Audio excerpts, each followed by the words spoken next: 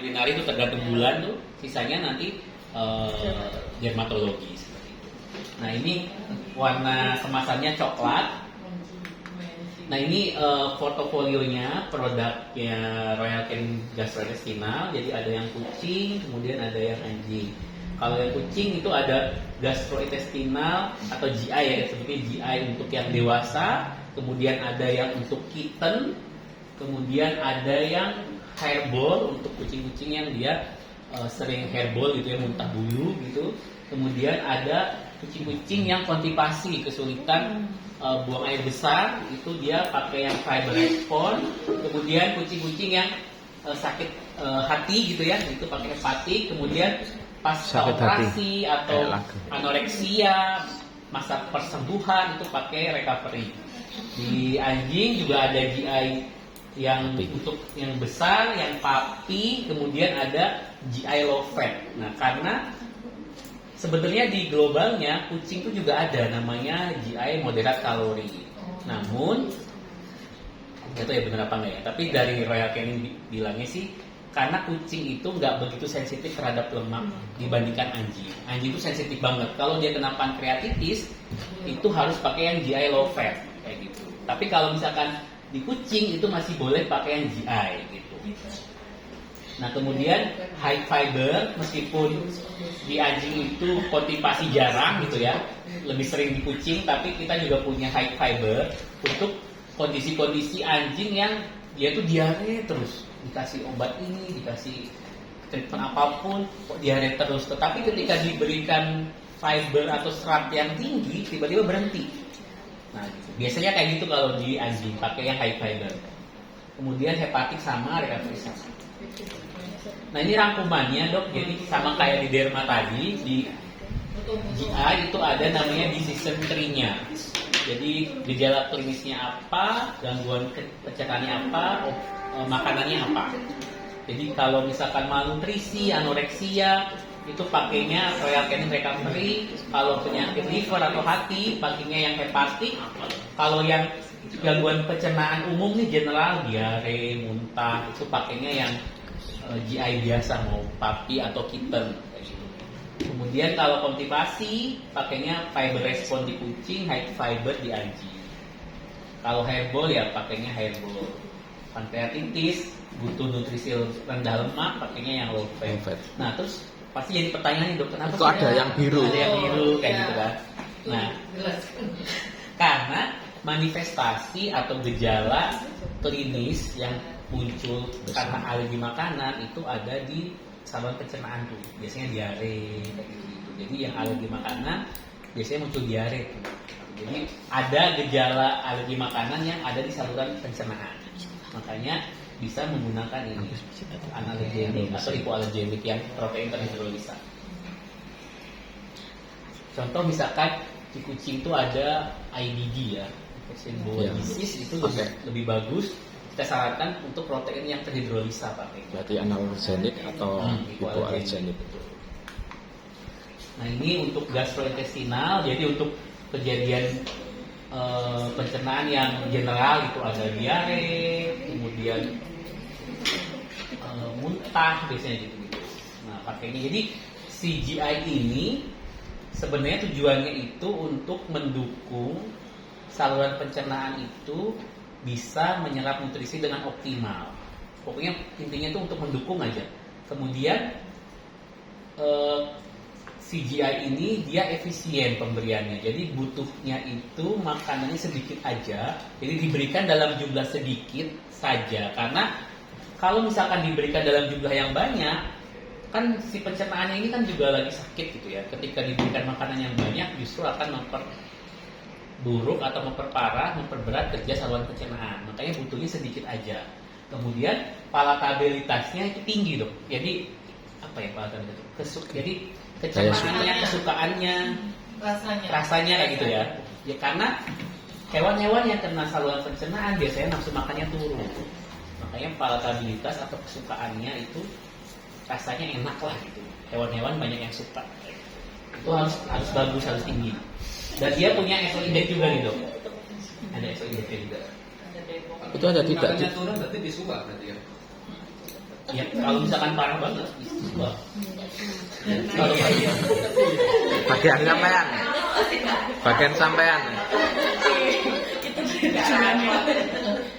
Itu tidak direkomendasikan ada limfangiektasia. Jadi enggak yang diambil limfanya ya. limfangiektasia itu sih Diambil limfa, tumor apa bang? diambil sebagian ya. Limfanya atau diambil semua. Coba dulu. Limfa. Jadi Iya. ada dua penyakit yang nggak boleh yang kontraindikasi. Pertama limfangiektasia sama enteropati eksudatif. Kalau enteropati eksudatif, Dokter Fajri bisa jelasin nggak ya? Enteropati eksudatif itu ada mungkin kayak gampangnya kayak akses di saluran pencernaan. Oke. Itu ada limfangiektasia itu apa? Operasi ya? Enggak ya? Apa dok itu dok? Lihat coba dok. Ada pijat gigi. Coba. Ya. Siapa? Limfanya kelainan. Langsung. Oh, Apa? ada gangguan gitu ya? Jadi limfangiektasia itu ada Gangguan. menurunnya fungsi limfa. Kelenjar limfa Oh, yang bukan oke. limfa. Limfa. Iya, limfa. Limfa Limfa. Sing bedol-bedol biasanya. Kerja pertahanan ya? Ya. Oke, makasih. Makasih dok. Gambar kayak lintang. Ini sama aja, tapi bedanya tadi yang untuk dewasa, yang ini untuk kita. Nah ini kita bahas sekarang. Jadi Bentar, secara izin bertanya dulu. Ini di opnam ya. Seringkali kan kalau diarenya parah kan mungkin ada pengalaman dari dokter lain atau sama dokter Tri atau dari rekomendasinya kan di infus nih kan dia pasti dehidrasi karena parah. Dikatakan dia mau makan Mas Ian, mau makan. Tadi disebutkan bahwa itu tidak usah terlalu banyak, sedikit saja. Apakah benar? Kan itu ada dosis rekomendasi ketika itu. Apakah bisa dipakai seperempatnya dulu, seperenamnya dulu dari dosis itu atau bagaimana? Oh, Parah tapi diarenya parah banget. Atau puasa? sebenarnya maksudnya sedikit itu sesuai dengan yang ada di Ditakar. takaran. Apakah bisa dipakai seperempat? Karena kan akan diare terus ya. Pengalaman kita sih akhirnya kalau parah banget memang kita ya ada beberapa rekomendasi untuk medis ya, artinya di NPO kan dulu 24 sampai paling lama 48 jam itu paling lama ya. Tapi enggak sih, kami biasanya lakukan sih paling lama 24 jam. Terus setelah itu kami biasanya kasih dari takaran itu seperempat dulu pelan-pelan. Itu it's okay sih. Sebetulnya, Ada rekomendasi jadi nggak?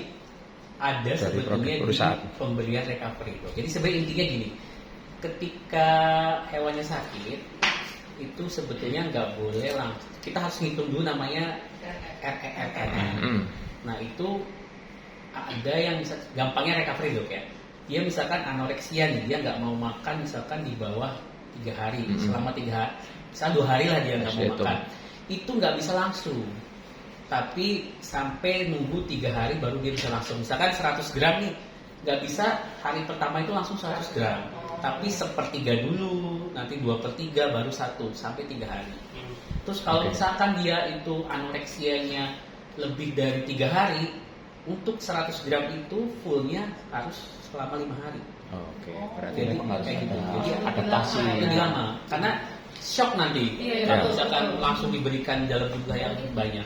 Iya, Dok, mungkin bisa bantu jawab. Kan itu kan sempat ikut yang Royal Canin yang acaranya. Aku malah di luar tuh. Jadi kalau untuk pemberian pakan, meskipun ya recovery juga pakan-pakan yang lain, terutama yang pasca operasi yang habis puasa lama, itu memang bisa ini dulu memang di jarak. Jadi biasanya 1/4, 2/4, 3/4, 1 bisa sisi sehari, bisa sisi 2 hari boleh sesuai masa pemulihannya. Terus itu nggak cuma berlaku buat recovery Secara aja, umum yang ya? semuanya Semua yang sakit. terutama yang kayak gastro ini juga penting. Terus kalau untuk yang puasa, makanya sudah sempat saya tanyakan ke pembicara. Kalau untuk puasanya itu maksimal menurut beliau 24 jam. Itu pun puasa itu bisa jadi opsi kalau penyakitnya itu diare akut, yang tiba-tiba langsung diare. Tapi kalau diarenya kronis, kalau malah kita puasain, takutnya nanti malah nambah ke yang lain. Mobilitas ususnya berkurang, malah nggak dapat serapan nutrisi kayak gitu. Akut ya. Akut. Jadi Kalau kalau kronis, kucing itu maksimal puasanya boleh hanya 6 jam. 6 jam. Karena setelah lebih dari 6 jam di kucing kalau dipuasakan maka akan terjadi proses hepatobiosis. Jadi jangan lama-lama puasa kucingnya itu ya. Anjing boleh. Jangan lupa anjing maksimal 24 jam. 24 jam. Anjing masih bisa. Oh, terus sampai maghrib.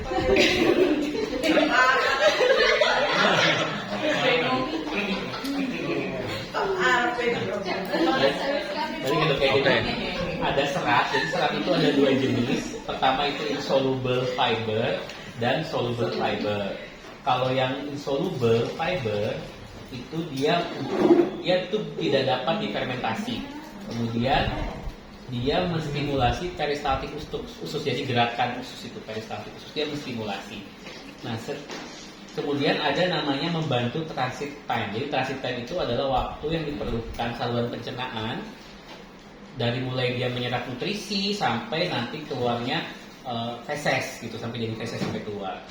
Nah, untuk di hewan-hewan yang sehat itu biasanya transit time itu nggak lama waktunya. Mungkin aku nggak tahu ya, mungkin 24 jam kali ya. Ada usus besar, usus kecil gitu. Nah, kalau di kondisi yang nggak ideal, biasanya tuh lama nggak BAB karena peristaltik ususnya itu pasti udah lemah, nanti ujung-ujungnya dia konstipasi. Nah, kemudian yang kedua, serat yang kedua itu adalah soluble fiber. Jadi ini dia dapat difermentasi oleh mikroflora usus, oleh bakteri usus. Nah, hasil fermentasinya ini dia memproduksi namanya short chain fatty acid. Jadi itu dipakai untuk memberikan makanan sebagai sumber energi dari bakteri baik di usus kayak gitu. Jadi ini penting untuk kesehatan mikroflora atau bakteri baik di usus kayak gitu. Bakteri baik di usus. Nah, untuk Royal Canin sendiri produk GI-nya pakai namanya seratnya psyllium. Nah, kenapa dipilih? Karena psyllium ini dia ternyata mix. Jadi dia gabungan antara soluble dan insoluble tadi. Meskipun cenderungnya soluble, tetapi sebenarnya si psyllium ini mendapatkan manfaat juga dari yang insoluble. Jadi kan dia mix ya, dapat dua-duanya. Uniknya dia itu low fermentability. Jadi fermentasinya tuh rendah gitu. Nah, kalau fermentasinya tinggi itu bisa mengakibatkan kembung di hewan. Kalau fermentasinya tinggi, terlalu banyak difermentasi. Sebentar. Siapa tuh? Itu kan ada kalimat GI transit time. Bisa dijelasin nggak ya? Secara sederhana. Transit time. Iya, GI transit time, dokter Paji. Bisa kan? GI transit time. Transit time. Itu ya apa? Maksudnya sederhana aja. Waktu yang diperlukan makanan untuk diserap semua nutrisinya sampai di bawah. Jadi feses. Oh, Dari oke. makan. Kalau di kucing dari bicara biasanya sih dari Lambung. Dari lambung. keluar dari lambung ya. Keluar dari lambung sampai jadi Feses, kotoran. Oh. Berapa dok kalau kucing? Kalau kucing kira ya? 18. Iya. Anjing beda nggak? 16. Nah, Sama. 16 sampai 18 jam. nah berarti kalau Mempercepat biasanya itu kondisi biota. Loro. bakteri Nah. usus ya. Nah, berhubungan sama apa? Probiotik kan. Pro. Pakan-pakan saingannya Royal Canin kan keunggulan selalu menyebutkan itu. Ada argumentasi yang bisa dibuat marketing nggak ya ke customer? Probiotik itu bakteri kan ya berarti ya. Mm-mm. Bakteri kan. Nah, ya kalau di Royal Canin kita nggak pakai probiotik, tetapi pakainya prebiotik. Jadi ada POS dan MOS. POS dan MOS itu fungsinya yang satu itu dia memberikan makanan untuk bakteri baik supaya bakteri baiknya tumbuh, terus yang jahatnya itu mati. Kemudian ada fungsi yang lainnya itu adalah mencegah. Jadi si prebiotik ini dia tuh ngelindungin lapisan permukaan usus supaya bakteri jahatnya itu nggak bisa nempel. Jadi nanti dia akan keluar. Jadi kita emang nggak pakai probiotik karena kita pakainya prebiotik.